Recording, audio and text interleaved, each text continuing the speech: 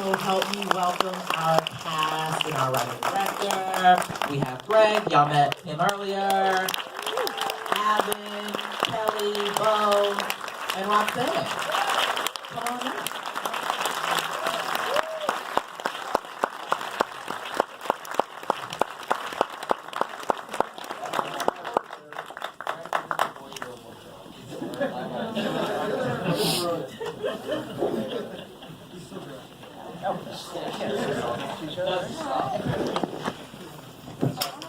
Luckily, so good at it. Thank you all for joining us. You heard the wonderful applause. Let's start with you, Gregg. Talk to us about why. So the first time I saw this, Where did you see it first time? I saw it on my laptop. Oh, God, okay. In preparation for this, and I was like, what the fuck did I just watch? Did you see the whole 5 or just the first 3? I only saw the first 3 because I wanted the same experience okay. they got. Yeah. And I also didn't want to spoil anything, and then Okay, y'all cool. hate me. But my initial reaction was like, what the fuck did I just watch? This is also That's exactly the reaction you want. But talk to us about why you wanted to do TV, and then why this particular story, how you came up with this particular story. The origin of this project, I mean, I've been wanting to do TV. I did a movie called Nowhere back in 1986. I went to film school in the 80s, and that was sort of when Twin Peaks happened. And ever since then, I've always been so influenced by David Lynch and the idea of that. When that show came out, it was just like this cultural phenomenon. Like, what the fuck is this thing on TV?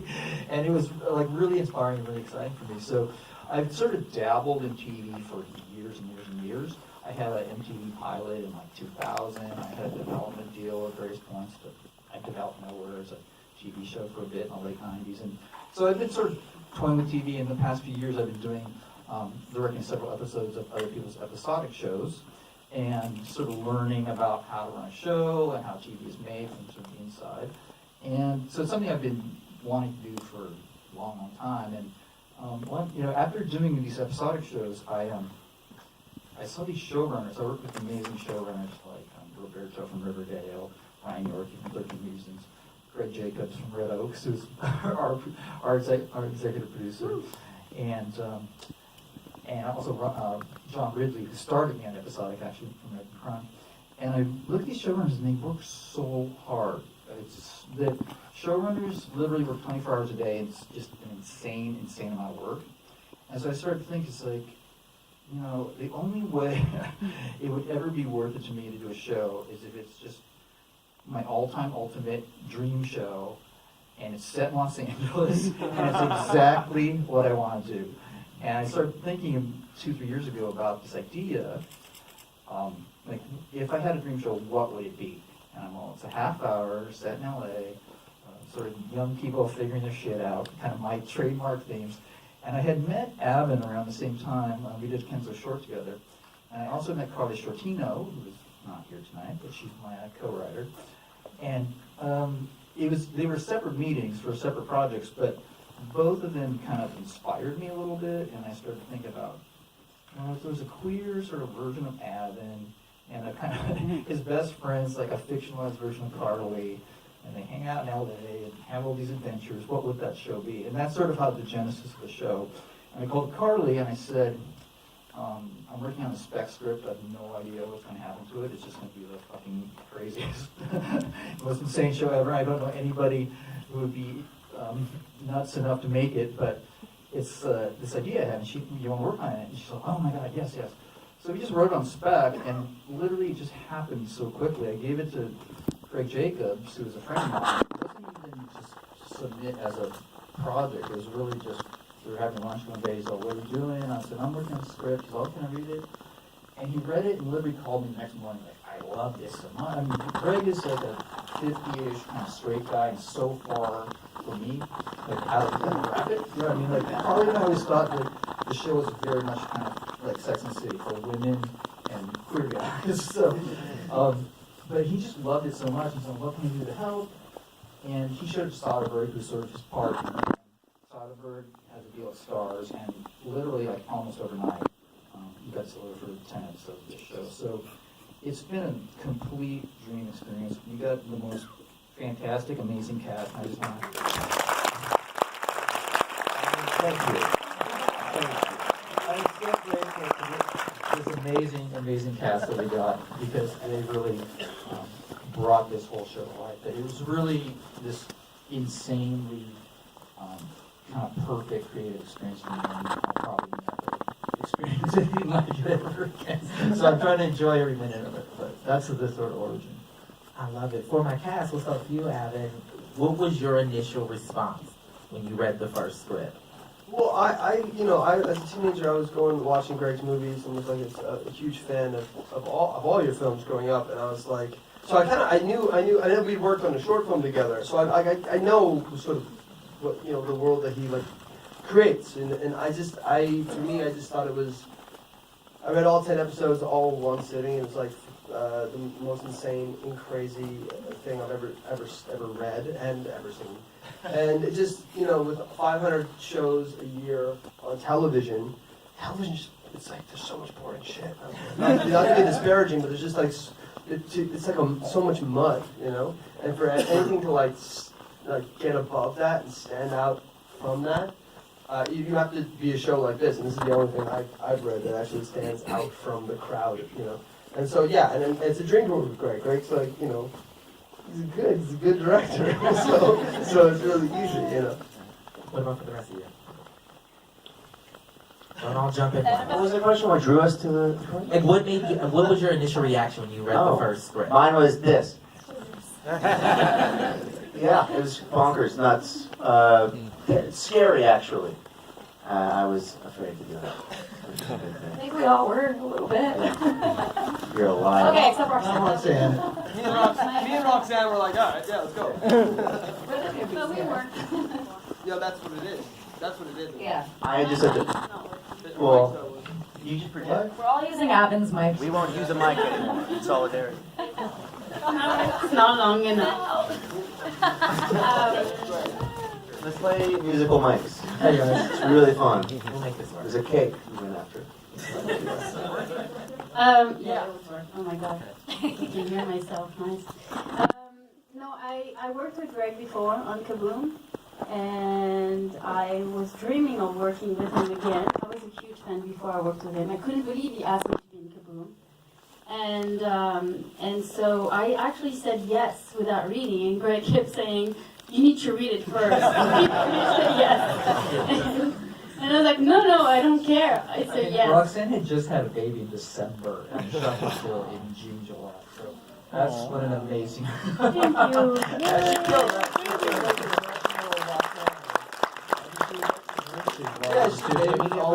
It was insane. Thanks to keto diet, actually.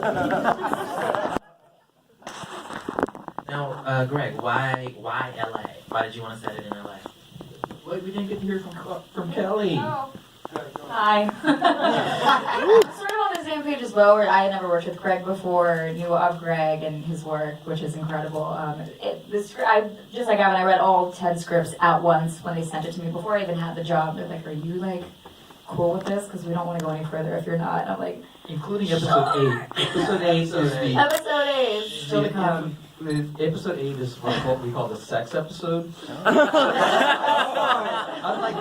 these episodes. basic I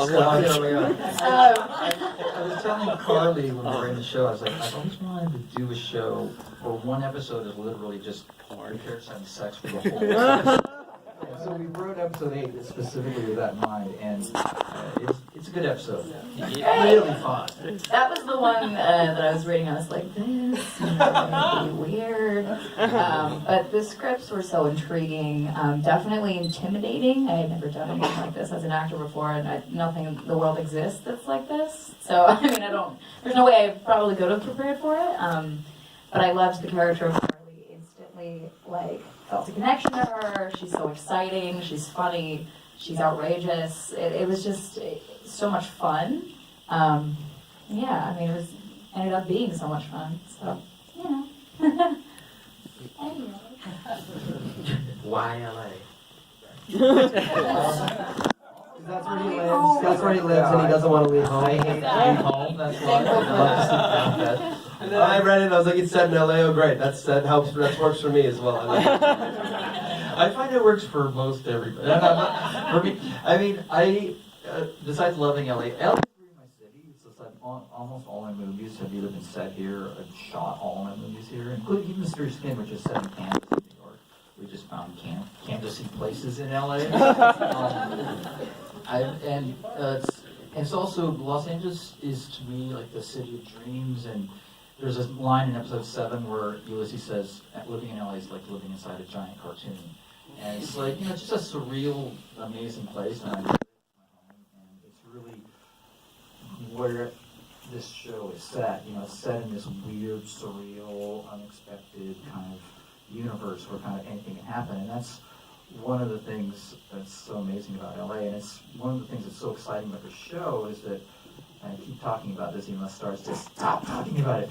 We don't have a green light for season 2 yet, but they have asked us to write scripts for season 2, so it's really on my mind. And the thing is that the show is really, when we did the first season, I told Carly, I'm like, oh, who knows if we'll ever get another season of this fucking crazy show.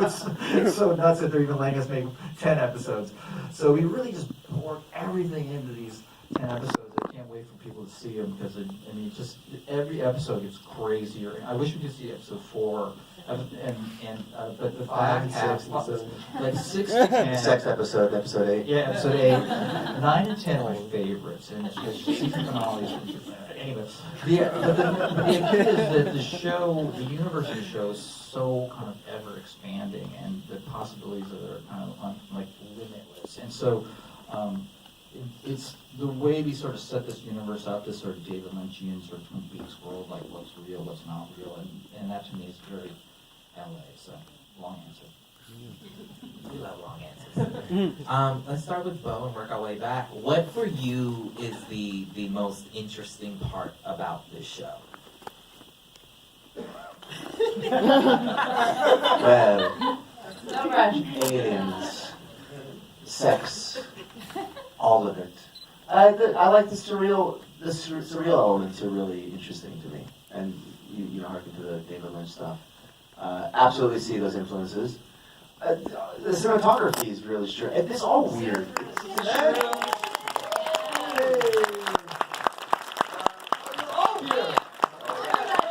I'm just gonna cover every part of the show, so you guys have nothing to say. I think every aspect of this show is good enough. Those are what I'd say most importantly, and then the tone of the show is so unique. It's a little silly, like David Lynch sometimes, and it deals with important issues in a funny, I don't want to say flippant, but like irreverent way, which is palpable and easy to digest. It's like a sophisticated dessert. That's how I can explain it. Wow, that's actually very good. I Thank like you. that. Sophisticated dessert. Roxanne? Does that work? It's everybody's thing. Yeah, it's true. It's like candy. You don't want to stop. It's so good. I don't know. It's I feel like what's cool is like you can be the craziest thing and it still works. Gregg, I don't know how you do that.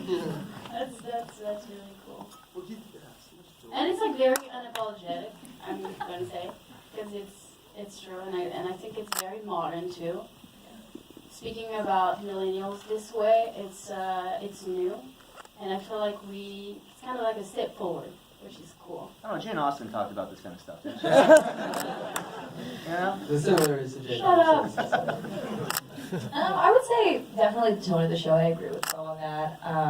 Is very interesting, and I read all 10 scripts and shot the thing, but until you watch it, you don't that's when you really pick up on it, and you're like, well, okay, it all came together in such a way that maybe I had a different version in my head, but it's I love that part of it. I love the boundaries that it pushes. The almost at certain times it's almost like you don't want to feel uncomfortable, but it's like going to places that a lot of shows don't go, and we're shining a light into that, which I think is really cool, and the vulnerable side of humans and sex lives and how they're not always perfect, and the reality of it, and not just like kissing on bed and touching the next morning. I really enjoy that part of it, especially playing Carly and what she represents, being a sex worker, and showing that side of it in a positive way, and using that to build her confidence towards the rest of her life, I think is really interesting and different. I don't know, the show's just crazy, dude. For me, what I love about the show, as an actor of the show that I really admire, is it's very sexually joyous, you know. And I think there's a lot of times, you know, it's displayed sexuality, which is like unbridled joy, and also there can be inconveniences and things about sex that are tricky, but it doesn't have to be like riddled with guilt and fear, you know. Everyone has sexual agency. Everyone's sexually brave. Everyone has, as Carly says, sexual resilience, which I love. You know, you know, it's fun. You know, it's nice to be on a show that like embodies a different step rather than like talking about a different step. You know, there's a lot of soapbox stuff out here. You know, and it's nice. Like the show's just a lighthouse. It's bright and it like stands and says what it wants to say by just the nature of the very fact that these are empowered characters doing the thing that they want to do and, you know, exploring their sexuality. Ulysses being a sexual astronaut, exploring the nuance of sexuality and the scales. And I just find it a lot of, I think it's very different than all like other shows and how they tackle sexuality, you know. Sexual astronaut. Also, I'm sorry, I just want to add something. What's also amazing is Gregg directed all the episodes. Yeah, one which vision. Is rare. And so it's not just a TV show and a director coming and just doing the job and getting a check and leaving. It's like very into his show. It's his show. I love it. Let's take some of your questions before they kick us out of here. All the way. Oh wow, to the you back. all the way back straight up. That's Yes. awesome. You gotta yell. Use your outside voice. Yeah. Yeah. Okay, hi. Thanks so much for screening here on Outfest. I'm sure all of you can agree we had a great time. My name is Bianca. Greg, I just want to thank you for inspiring me to pursue a career in music and film. That being said, what is the music selection process like for you as you're doing each of your projects? I noticed that the common musical thread is shoegaze music. What was the part again? Oh, shoegaze music. Oh. What's the music selection process like for My you? favorite topic. Yeah, no, I have all my films, just in general throughout my career. I'm lucky enough to be the age where I just hit every possible cultural movement at the exact right time. I was literally in like college when like punk, new wave, music, and that is such a giant influence on me, almost more than cinema history, which is also obviously a giant influence. But just the spirit of new wave music and punk music and shoegaze in particular, you know, is very my mid '90s movies, and that's what was so fun about this show. Like all my movies, I picked every song in the show. It's like, and we had Robin Guthrie from the Cocteau Twins, again doing score for us. We also had additional score by someone named James Clement, who is with the group. He records under the name ASC. He records this really cool electronic music that is also scored in film. But for people who know my movies, all my favorite bands it's really cool because we approach the music in the show very much like a kind of Coachella FYF festival, where it has like Slow Dive, Bloody Valentine, Cocteau Twins, Jesus and Mary Chain, like all my usuals, but also a lot of new bands from just like today and the Zeros and the Teens and Who else gets Frank Ocean as an Eagle? Yeah, like, don't want music to away to anyone. yeah, that was Frank Ocean and Years and Years and like so many fucking amazing bands, and it was really so fun to do the music. When you see all 10 episodes, the music is very. It's a really big part. I mean, just like in the movies, a really big part of the show. And we used it in a very strange, kind of different way, very sort of stylized. We had music that will run through like multiple scenes. Episode 3, I think, has that Interpol song that runs for like about 4 minutes. The FKA Twigs song actually runs longer than the song itself. So we just I'm just such a big music fan. It's so much the spirit of the show. So thank you for asking that question. A lot of the music was mentioned, some of it at least, mentioned in the scripts. Yeah, that's cool. really cool. And I always thought that like, oh, this is just a set of vibe, and then we'll just listen to it. I listened to it like while I was reading the scene or whatever. But then, because it's Gregg and everyone loves Gregg, you can actually get access. No, seriously, like, there's very few people who can get, these. One of the biggest hurdles of making a film is like, okay, so who wants to actually give me the license and publishing to this song? Like, so few people want to do it, and agents get involved. So it's a testament to how many people like Gregg's shit. I was shocked when so was the music supervisor when we cleared Frank out. That takes twigs is apparently really hard to clear. No, several of the bands were really like super picky, and we're lucky that it's like I've been doing this for a while, so some people have heard of me, particularly the sort of queer-oriented artists. We have a really cool remix of a Troye Sivan song in episode 4. That's really fun. But yeah, it's like anyway, have fun with it.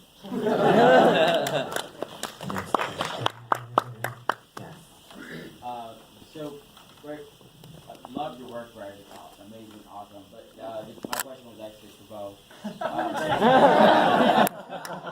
It's okay, I'd ask Beau a question too. No comment, Greg.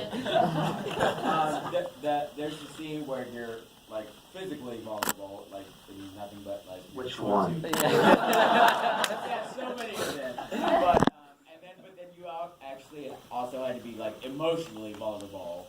So was that like? Did you just get yourself like in the moment and forget about like being physically vulnerable and just? Well, it helps, right? Yeah. Sometimes, like I'll do that at like not me shows. Like it's a really vulnerable moment, like a vulnerable moment. What's a vulnerable? Like when have you been vulnerable? And like being naked is a very vulnerable thing. Like imagine you're naked and saying something like that. So being scantily clad really allows you to like just dive into the vulnerability, and it really helps it, potentiates that feeling, for sure. I use the word potentiate. I feel really good about it. And no one can prove otherwise. Yeah. He uses that all the Did I time. use it right? Who knows? None of these people and myself can prove that. I don't even know that's a word. We know you smarter than Ford. It's fine.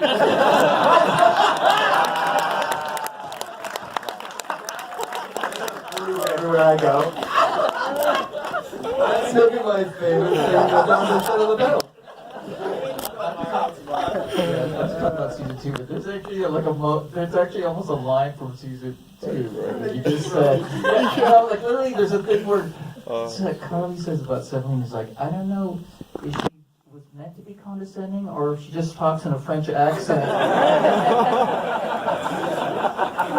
You're apparently funnier in French, which is this is great. I'm not nicer in French.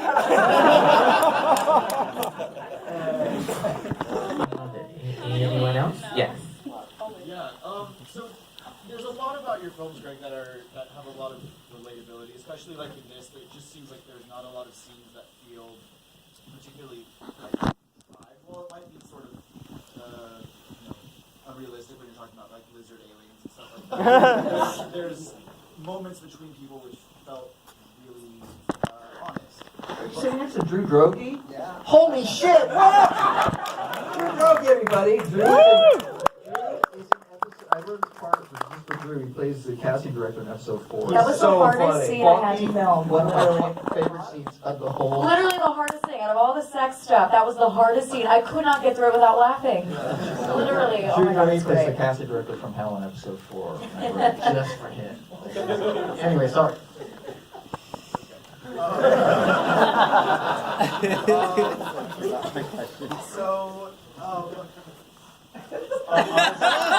Honesty and scenes. So in that third episode, there's that moment where the text message is being sent out, and that sort of hesitation of like, it's 3 in the morning, and that it felt more like real and honest to something that like I had personally experienced, and it felt like from the reaction. But I'm wondering like where that maybe spawned from. Was that if there was a particular instance, or if that was just an important thing that you had to develop for the character? I mean, that's to me one of the joys, and it's one of the reasons why I did a TV show, or why I really wanted to do one, is that you become, a testament to these 4 amazing people, and everybody in the cast, you become so emotionally involved with TV characters, and they really, that was one of the things that struck me at seeing all 10 episodes together. These people, you just love them, and they're your friends, and you really go through everything they go through. And so, I mean, that's why I love the show. Episode 3 is that the end of that episode is very. You sort of start to get it. It's like, holy shit! Like, there's a lot of crazy sex and a lot of crazy colors and stylization, all this Gregg Araki shit going on. But I'm really starting to feel for these characters. That's why I love episode 3. It's when Ford finds out Severine's fucking her ex-boyfriend, and he starts to cry, and it's funny, but it's also just heartbreaking. And the scene that you're talking about with Yuli and Gabriel, it's just like, you know, you just really, I think it's around episode 3 that you really realize how invested you are already, and by the time you get to episode 10, it's really, it's a ride. And I mean, that's one of the things why I wanted to do TV is that, you know, I'm a big Sex and the City fan, and my friends and I talk about Sex and the City as if those people are friends of yours. You know, Samantha that was wearing the veil at the book opening. You know, I mean, it's just those experiences. TV's a weird thing because these people come in your house every week, and you know them, and you see them go through their like trials and tribulations, and you really get invested in them in a way you can't in a film because it's just this 90-minute thing.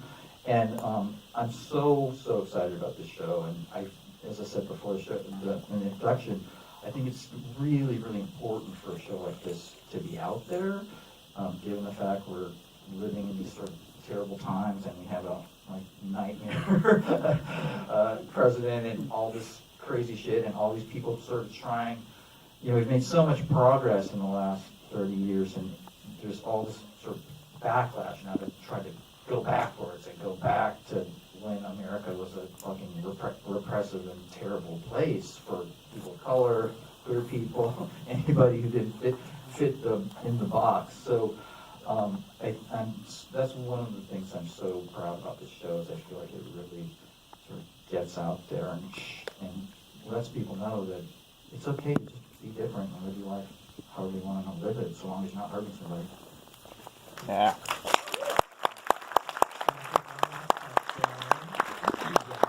Carly, you were my favorite character. Thanks. You really delivered on that. I felt so much. I wanted to ask you, did you feel Jennifer Lawrence as an influence? Because I felt so much Jennifer Lawrence energy from you. Richard Bones? Not directly. A lot of people say that, maybe it's my personality or something, but Yeah. do people say you resemble Jennifer Lawrence? I'm like, But it's also the energy too, I've gotten it a few times. which is very promising for you. I mean, Right. Thank you. But I think I see what you mean. But Yeah. it's funny. I've gotten that from people before. Yeah, you really delivered a lot of laughs, and I don't laugh easily, so it was really good just to get all the lines right. Thank you so much. I appreciate it. For sure. Well, okay, well, we'll do one last question, right here.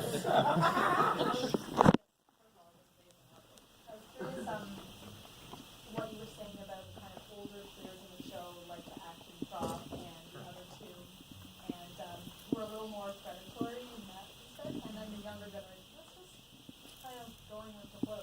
Were you trying to kind of show how different they were? I mean, not really so much as the idea of, it wasn't like older queers are praying on queers, although it certainly happens. I mean, there's so many things in the show that are just it's my dream show, so it's just like, I mean, I experienced and seen stuff, like, you know, I've been around Hollywood for a while, and it's really fun to be able to like process that and portray all that stuff. That, you know, the kind of sleazy acting teacher and the sort of weird like gay director who wants to take your picture.